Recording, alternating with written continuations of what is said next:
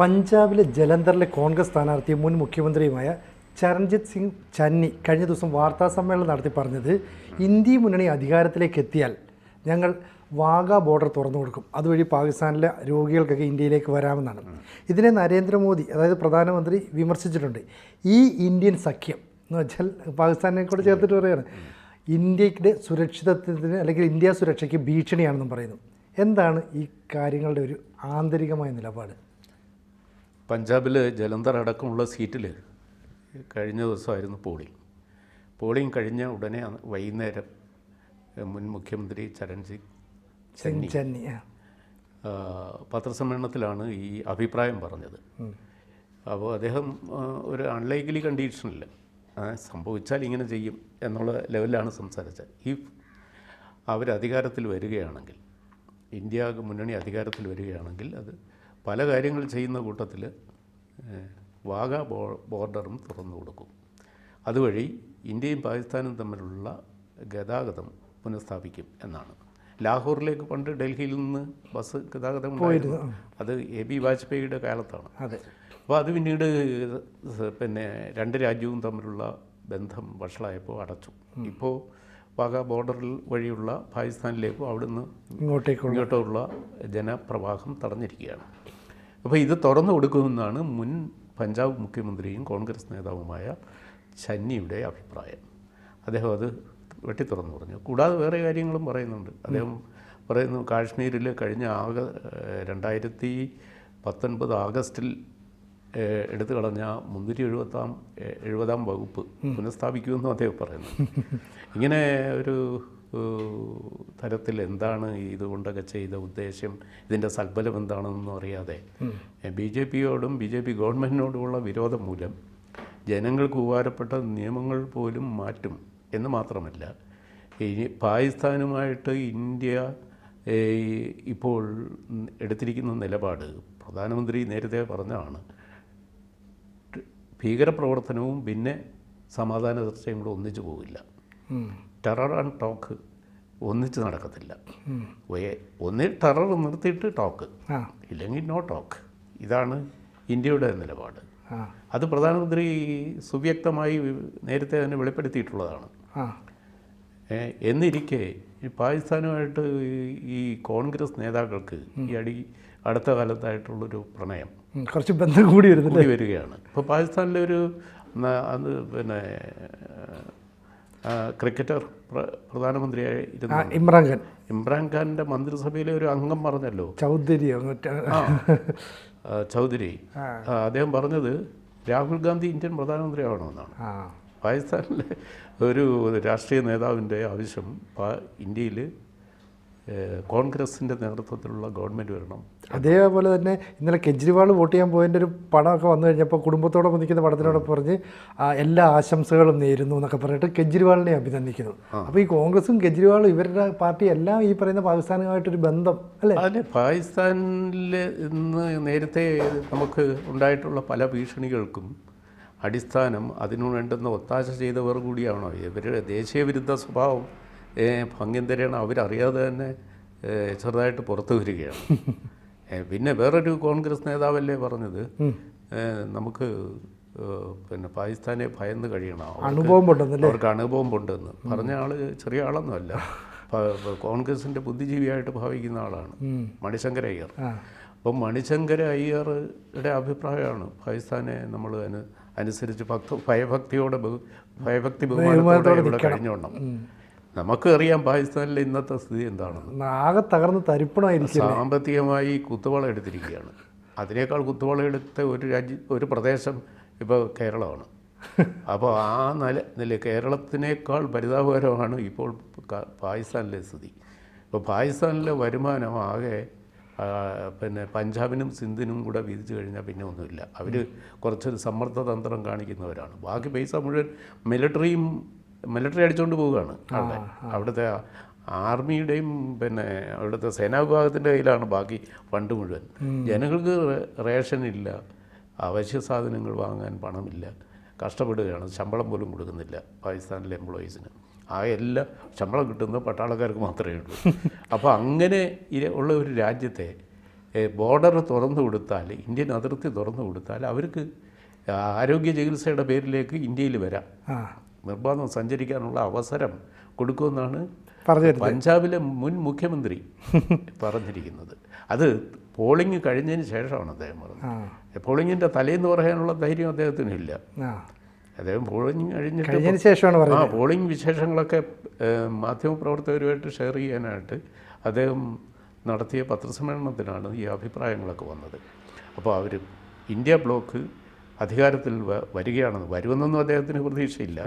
വരികയാണെങ്കിൽ ഞങ്ങൾ ആദ്യം ചെയ്യുന്നത് ഈ വാഗാ ബോർഡർ തുറക്കും, എന്നിട്ട് ഇന്ത്യയും പാകിസ്ഥാനും തമ്മിലുള്ള ഗതാഗത സംവിധാനം പുനഃസ്ഥാപിക്കും. ശരിക്കും പറഞ്ഞാൽ ഈ പ്രധാനമന്ത്രിയും BJP നേതാക്കളും ഒക്കെ പറയുന്നത് ഈ തീവ്രവാദത്തിൻ്റെ ഒരു പ്രധാന സ്പോൺസറാണ് പാകിസ്ഥാൻ.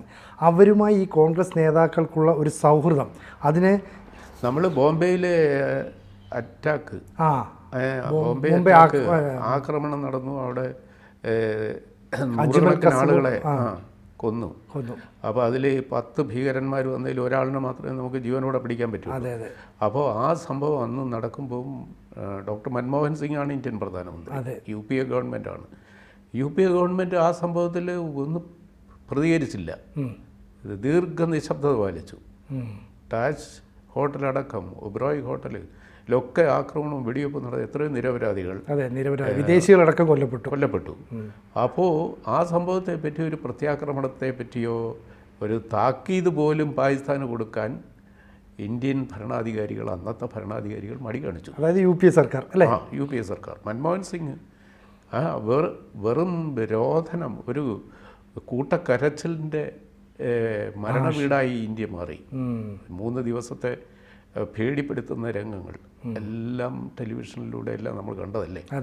അപ്പോൾ അത്തരം ഒരു ഭീകരാക്രമണം പാകിസ്ഥാൻ പ്ലാൻ ചെയ്ത് നടത്തിയിട്ടും ഇന്ത്യ പ്രതികരിക്കാതിരുന്നത് വഴി പാകിസ്ഥാന് എന്ത് ധൈര്യമാണ്, കോൺഗ്രസ് വരികയാണെങ്കിൽ അവർക്ക് എന്ത് ഇവിടെ കാട്ടിക്കൂട്ടാം എന്ന് അതിനുള്ള അവസരം കാത്തിരിക്കുകയാണ് അവിടുത്തെ നേതാക്കളുമെല്ലാം. പിന്നെ മാത്രമല്ല, ഈ ഇന്ത്യ ഉണ്ടാക്കിയ പൗരത്വ നിയമം പാകിസ്ഥാനിലുള്ള അവിടുത്തെ പീഡിതരായ ന്യൂനപക്ഷങ്ങൾക്ക് ഇന്ത്യയിലേക്ക് വരാം. അവർക്ക് ഇവിടെ വന്ന് 5 വർഷം ഒരു നിശ്ചിത കാലത്ത് താമസിച്ചാൽ ഇന്ത്യൻ പൗരത്വം കിട്ടും. അത് പോരാ എന്ന് പറഞ്ഞ് സമരം ചെയ്യുന്നവരാണ്. അങ്ങനെയല്ല വേണ്ടേ, പാകിസ്ഥാനിൽ നിന്ന് വരുന്ന മുഴുവൻ ആളുകൾക്കും വരുന്നവർക്ക്. അപ്പോൾ ഇപ്പോൾ ബോർഡർ അങ്ങോട്ട് തുറന്നു കൊടുത്താൽ പാകിസ്ഥാനിൽ നിന്ന് നിർബാധം ആളുകൾ ഇവിടെ വരും. കാരണം അവിടെ പട്ടിണിയാണ്, അവിടെ തൊഴിലില്ല, പട്ടിണിയാണ്, സാമ്പത്തിക തകർച്ചയാണ്. അപ്പോൾ ഇന്ത്യയിലേക്ക് വന്നാൽ പിന്നെ ഇവിടെ ഭക്ഷണം കഴിച്ചെങ്കിലും കിടക്കാവുന്ന അവസ്ഥയുണ്ട്. ഇന്ത്യ ആ കാര്യത്തിൽ വളരെ ഭേദമാണ്, സൗജന്യ റേഷൻ കിട്ടുന്ന നാടാണ്. അപ്പോൾ അവിടുന്ന് ധാരാളം അഭയാർത്ഥികൾ വരാനുള്ള ഒരു ഗേറ്റ് തുറന്നു കൊടുക്കുമെന്നാണ് പഞ്ചാബിലെ മുൻ മുഖ്യമന്ത്രിയായ കോൺഗ്രസ് നേതാവിൻ്റെ വാഗ്ദാനം. ഈ മുൻ ദശകങ്ങളിലെ ഒരു വശത്ത് ഭീകരാക്രമണം നടത്തും, അല്ലെങ്കിൽ ഈ പറയുന്ന ഭീകരരെയൊക്കെ ഇങ്ങോട്ട് കയറ്റി അയക്കുന്നു, കാശ്മീരിൽ ആക്രമണം നടത്തും, മറുവശത്ത് ചർച്ചയും നടത്തും. ഈ ഒരു തന്ത്രമായിരുന്നു പാകിസ്ഥാൻ സ്വീകരിച്ചത്. ഇനി അത് മുന്നോട്ട് പോകുമെന്ന് തോന്നുന്നുണ്ടോ? ഇല്ല, അതാണ് അർദ്ധശങ്കയ്ക്കിടയില്ലാത്ത വിധം പ്രധാനമന്ത്രി പറഞ്ഞു കഴിഞ്ഞു. ഭീകരപ്രവർത്തനം നിർത്തിയാൽ മാത്രമേ ചർച്ചയുള്ളൂ. ചർച്ചയ്ക്ക് ഇരിക്കണമെങ്കിൽ, പരസ്പരം മുഖം നോക്കി സംസാരിക്കണമെങ്കിൽ അതിന് രണ്ടു കൂട്ടർക്കും വിഷമകരമല്ലാത്തൊരു മാനസിക നില വേണം. നമ്മളെ ഭീകരമായിട്ട് ആക്രമിച്ച ഒരു ആളിനോട് ആക്രമിച്ചിട്ട് ആ ആക്രമണത്തിൻ്റെ എല്ലാ വേദനകളും ഉള്ളിലൊതുക്കിക്കൊണ്ട് ഒരാളോട് സംസാരിക്കുന്നത് മാനുഷികം പോലും അല്ലല്ലോ, മനുഷ്യ സാധ്യമല്ലാത്ത കാര്യമാണത്. അപ്പോൾ ഇന്ത്യ എന്താ സന്യാസിമാരുടെ നാടാണോ? അതല്ലല്ലോ. അല്ല. അപ്പം ഈ തരം മാനുഷിക പരിഗണന പോലും കൊടുക്കാതെ പാകിസ്ഥാനുമായിട്ട് ഇപ്പോൾ ഒരു ഐക്യം ഉണ്ടാക്കിയിട്ട് ഇന്ത്യയുടെ കെട്ടുറപ്പിനെയും ഇന്ത്യയുടെ പ്രവർത്തനത്തെയും ഇവിടുത്തെ ഭരണകൂടത്തെയും അട്ടിമറിക്കാമെന്നാണ് ചില നേതാക്കളുടെ വിചാരം. അതിന് അവർ വെറും സങ്കുചിത രാഷ്ട്രീയം വെച്ചുകൊണ്ട് നമ്മുടെ ദേശ താല്പര്യങ്ങളെ ബലികഴിക്കുകയാണ്. അത് ഒരാളല്ല. നേരത്തെ ഒരു കാര്യമുണ്ടല്ലോ, ഈ പാകിസ്ഥാനിൽ ഉള്ള ആളുകളാണല്ലോ നമ്മുടെ എയർഫോഴ്സിലെ ആളുകളുടെ ട്രൂപ്പിനെ ആക്രമിച്ചു ഈ അടുത്ത കാലത്ത്. അതിനെപ്പറ്റി സംസാരിച്ചതിന് ഈ ചെന്നൈക്ക് ഇലക്ഷൻ കമ്മീഷൻ വാണിംഗ് കൊടുത്തിട്ടുണ്ട്. ഇലക്ഷൻ കമ്മീഷൻ്റെ വാണിംഗ് കൊടുത്തതിന് ശേഷം വീണ്ടും ഇയാളിത് ചെയ്യുകയാണ്. അപ്പോൾ ഇലക്ഷൻ കമ്മീഷൻ ഇനിയിപ്പോൾ ഒരു വാണിംഗ് ഇതിന് വരും. ബോർഡർ തുറന്നു കൊടുക്കേണ്ടത് ഇന്ത്യയുടെ വിദേശ നയത്തിൻ്റെ ഭാഗമാണ്. അതിൽ നിങ്ങൾ അഭിപ്രായം ഇപ്പോൾ ഇങ്ങനെ പറയുന്നത് തെറ്റാണ്. അത് ഇലക്ഷൻ കോഡ് ഓഫ് കോണ്ടാക്റ്റിന് എൻ്റെ ലംഘനമാണ്. അതുകൊണ്ട് അപ്പോൾ ഇത്തരം ഈ പറയുന്ന ഇലക്ഷൻ കമ്മീഷൻ്റെ ഇതൊക്കെ ലംഘിച്ചു കഴിഞ്ഞാൽ ഭാവിയിൽ ഒരുപക്ഷെ തെരഞ്ഞെടുപ്പിൽ മത്സരിക്കുന്നതിന് പോലും വിലക്ക് ഏർപ്പെടുത്തിക്കൂടെ ഇത്തരത്തിലുള്ള അങ്ങനെയൊക്കെ വരാം. ഗുരുതരമായ കുറ്റങ്ങൾ ചെയ്താൽ ഒരു നിശ്ചിത കാലത്തേക്ക് ഇലക്ഷൻ മത്സരിക്കുന്നതൊക്കെ വിലക്കാം.